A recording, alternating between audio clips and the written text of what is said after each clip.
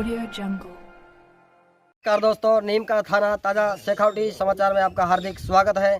आइए जानते हैं हर ताज़ा खबर को हमारे साथ, और हर ताज़ा खबर प्राप्त करने के लिए कृपया चैनल को सब्सक्राइब करें, लाइक करें, शेयर करें। धन्यवाद। जय हिंद।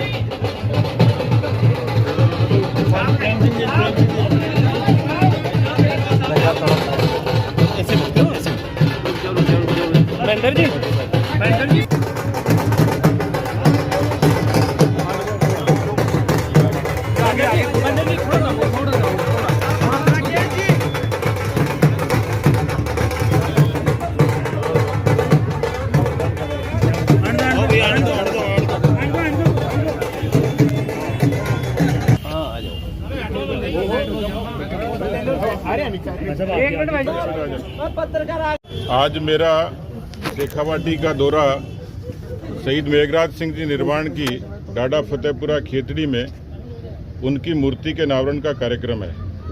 ये पूरा देश और दुनिया जानती है कि शेखावाटी ये वीर सपूतों की धरती है और भारत की सेना को सर्वाधिक सैनिक देने वाले और सर्वाधिक शहादत देने वाले लोग इसी क्षेत्र से आते हैं, हर जाति पंथ और मजहब के। साथ ही पार्टी के कार्यकर्ताओं से रूबरू होता हूं। जिस तरीके से पार्टी के कार्यकर्ता मेरे प्रति जो स्नेह और आत्मीयता का भाव व्यक्त कर रहे हैं, मैं ये मानता हूं कि हमारी पार्टी में किसी परिवार और वंश की बजाय पार्टी के कार्यकर्ता को तवज्जो मिलती है, और इसी कारण मेरे जैसे साधारण परिवार का, किसान परिवार का व्यक्ति इतने बड़े प्रदेश का मुखिया बन सकता है। ये चरित्र भारतीय जनता पार्टी में है और उसी कारण कार्यकर्ता आनंदित होते हैं।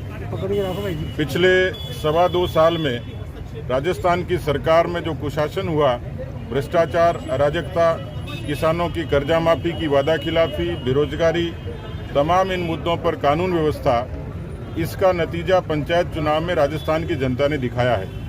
अभी निकाय के चुनाव में भी कांग्रेस पार्टी 71 निकायों में हारी है, 90 में से बड़ी हार है।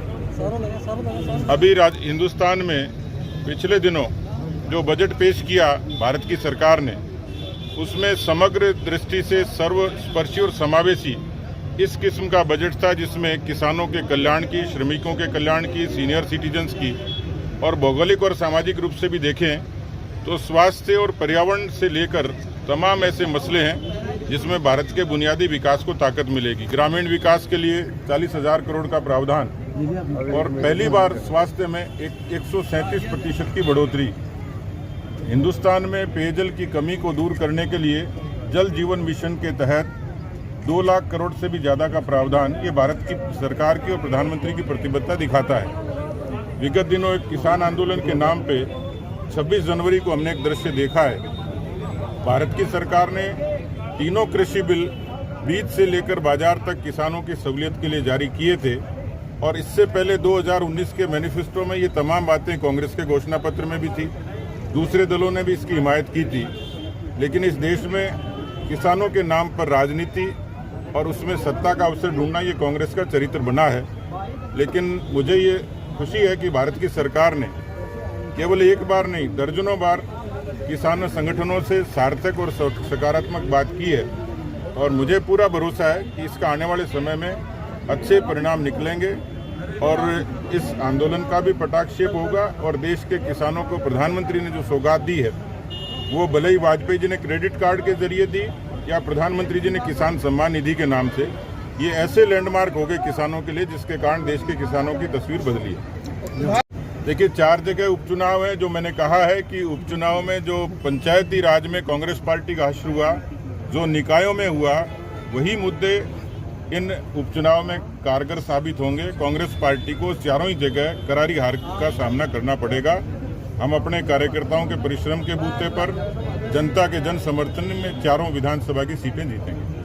जिंदाबाद,